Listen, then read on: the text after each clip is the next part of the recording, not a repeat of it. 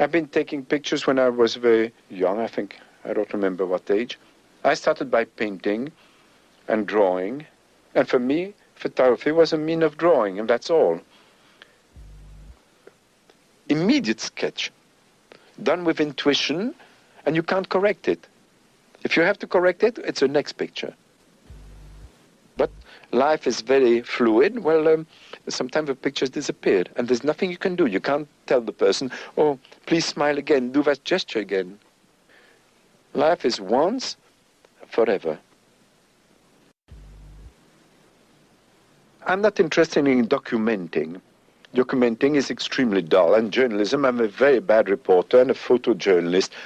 Capa told me, when I had an exhibition at the Museum of Modern Art in 1946, he said, Henri, be very careful. You mustn't have a label of a surrealist photographer. All my training was surrealism. I still feel very close to a surrealist. But he said, if you're labeled as a surrealist photographer, you won't go any further, you won't have an assignment, and you're going to be like a hothouse plant. Just forget it, do whatever you like, but the label should be photojournalist.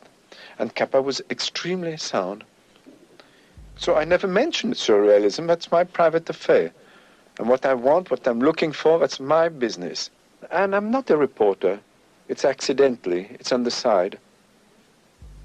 If I go to a place, it's try and have a picture which concretizes a situation, which in one glance has everything, and which has the strong relations of shapes, which for me is essential. For me, it's a visual pleasure. You know, it's a rhythm, the way the head falls here, this goes back. There's a rhyme between different elements. There's a square here, a rectangle, another rectangle. See, it's all these problems which I'm preoccupied with. The greatest joy for me is geometry. That means a structure. You can't go shooting for shapes, for patterns and all this, but it's a sensuous pleasure, an intellectual pleasure at the same time to have everything in the right place. It's a recognition of an order which is in front of you. Like on this picture, the portrait of a grandmother and the little girl, it's all these relations of curves, of design, of lines. The difference between a good picture and a mediocre picture, it's a question of millimeters.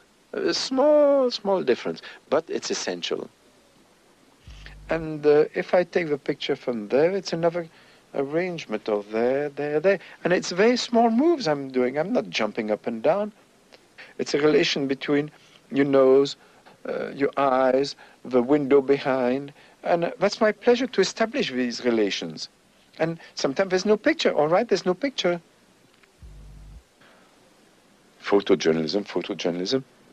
It's worth noting. Well, some journalists are wonderful writers and others are just putting facts one after the other. And facts are not interesting.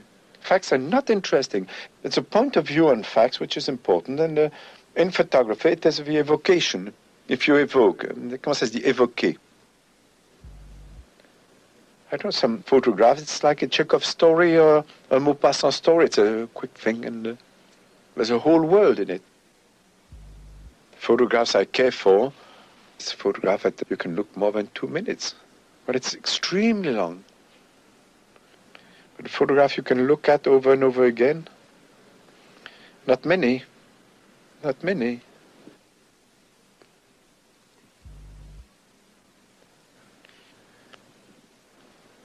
most difficult thing for me, it's a portrait. It's very difficult. It's a question mark you put on somebody, trying to say, who is it? What does it amount to? What's the significance of that face? And the difference between a portrait and a snapshot is that the portrait is the person agreed to be photographed. It's not at all like somebody you see, you catch in the street, up like this. I like to take people in the, how do you call that, environment, the animal in his habitat, yes. And it's fascinating coming in like this in people's home, looking at them. But you have to be like a cat, not disturb. On tiptoes, always on tiptoes. But certainly it's like a biologist under his microscope. When you study, the thing doesn't react the same way as when it's not studied. And you have to try and put your camera between the skin of a person and his shirt, which is not a very easy thing. And the attitudes of people are so different in front of a camera. Some are embarrassed, some are ashamed, some hate to be photographed, and others are showing off. And you feel people very quickly. You see people naked through the viewfinder. You see them stripped naked. And it's sometimes very embarrassing. And I remember I had to take for Vogue a very, very old lady, Bostonian, wonderful old lady. She smiled at me, but a sort of smile that you can't smile back at her. She wanted to check on the picture before publication, and I said, I'm sorry, I've never done that. It's a question of trust. And she agreed. She said, oh, my wrinkles. And I told her it's the only interesting thing, the wrinkles. After all, it depends how they fall, which is true. It's life. It's a mark of life. It depends how people have been living, and all this is written on their face. After a certain age, you've got the face you deserve, I think.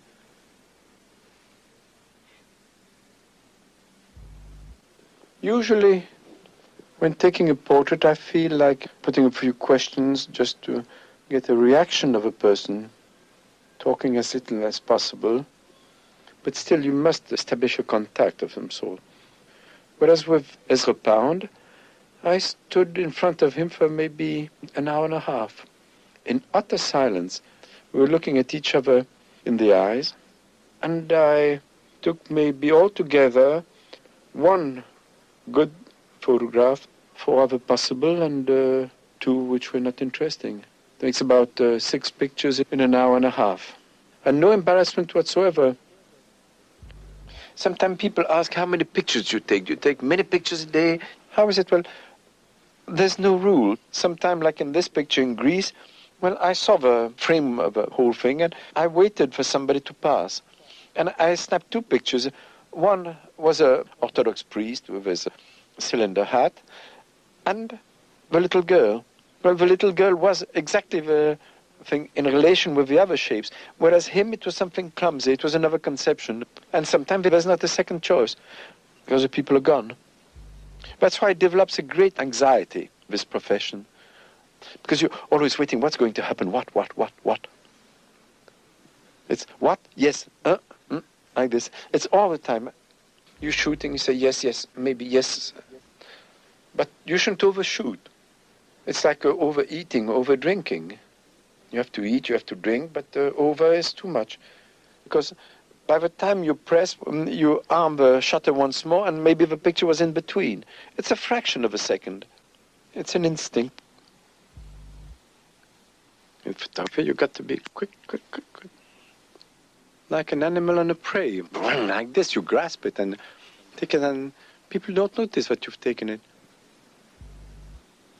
But it's a question of awareness. Everything in your body is there.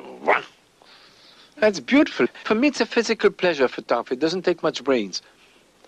It doesn't take any brains. It takes sensitivity, a finger, and 2 legs. But it's beautiful when you feel that your body is working, that all like this, full of air and in contact with nature and so on. It's beautiful. Boom, got it. You see?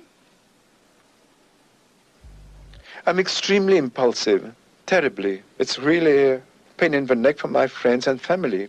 I'm a bunch of nerves, but I take advantage of it in photography.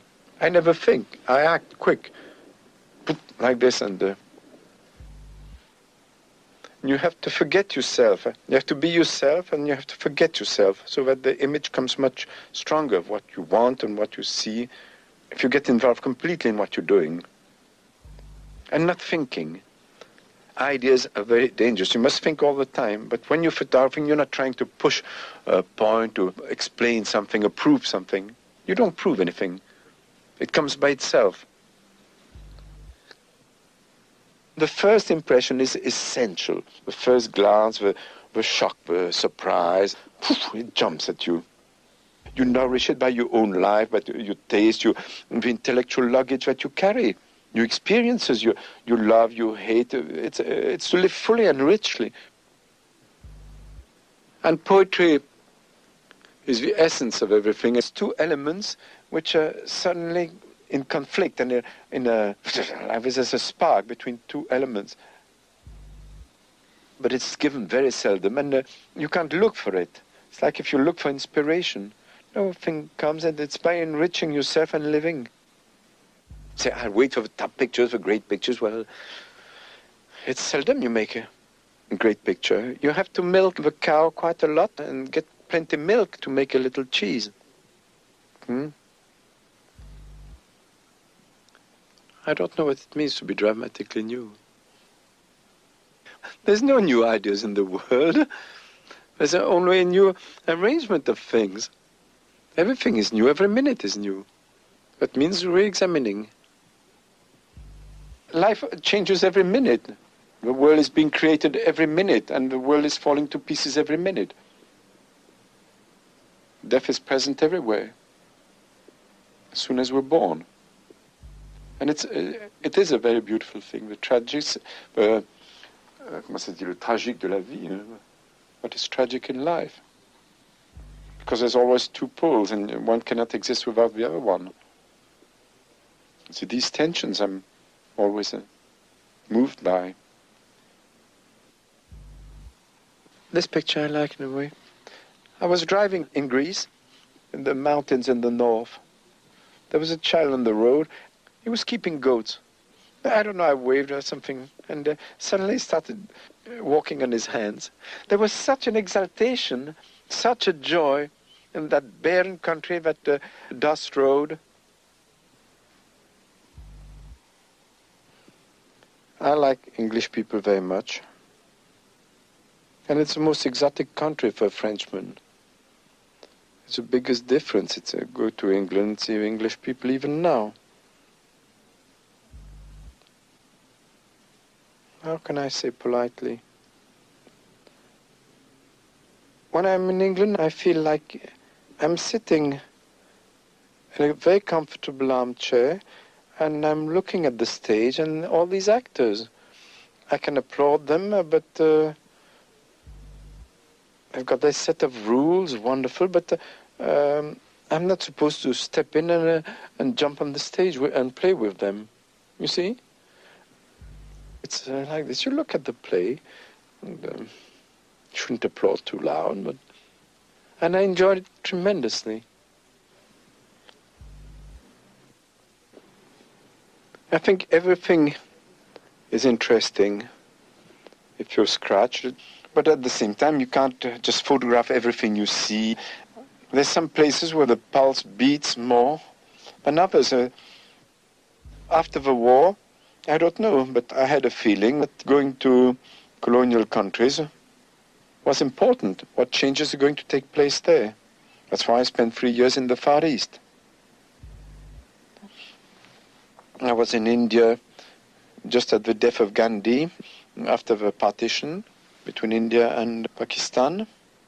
And it's to be present when there's a change of situation, when there's the most tension.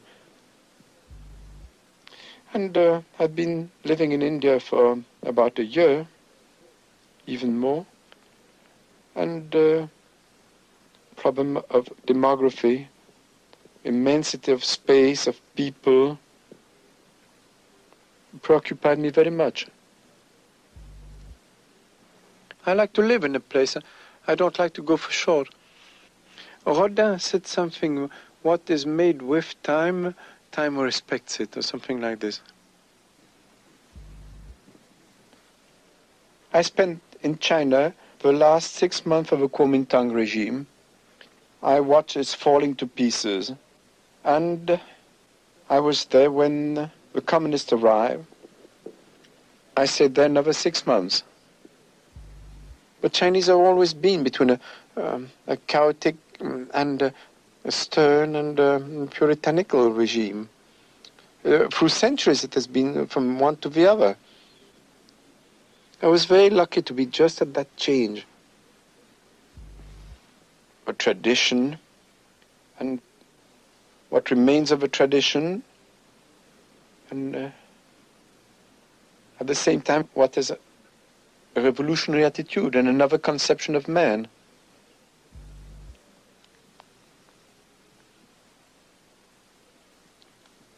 To interest people on faraway places, to shock them, to delight them, is not too difficult. But the most difficult thing is on your own country. You know too much.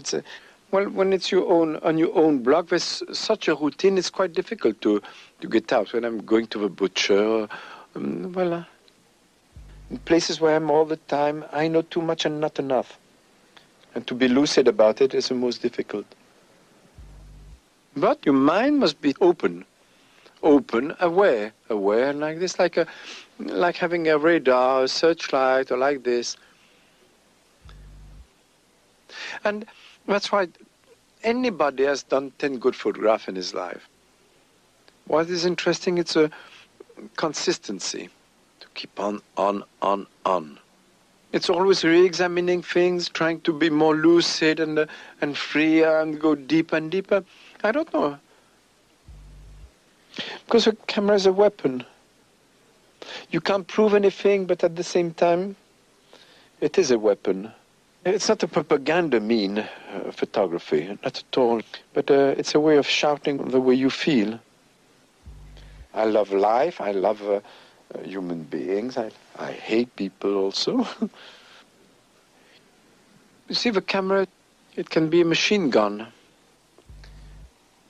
It can be a psychoanalytical couch.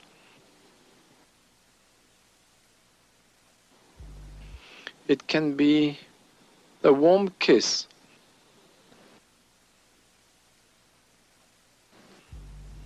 It can be a sketchbook, the camera. And even for me, that's strictly my way of feeling. I enjoy shooting a picture, being present, and it's a way of saying yes, yes, yes. It's like the last 3 words of Ulysses of Joyce, which is one of the tremendous works which have ever been written. It's yes, yes, yes. And photography, it's like that. It's yes, yes, yes. And there's no maybe. All the maybes, you should go to the trash. Because it's the instant, it's a presence, it's a moment, it's there. And it's a respect of it and an enjoyment. It's a tremendous enjoyment to have seen yes. Even if it's something you hate, yes. It's an affirmation. Yes.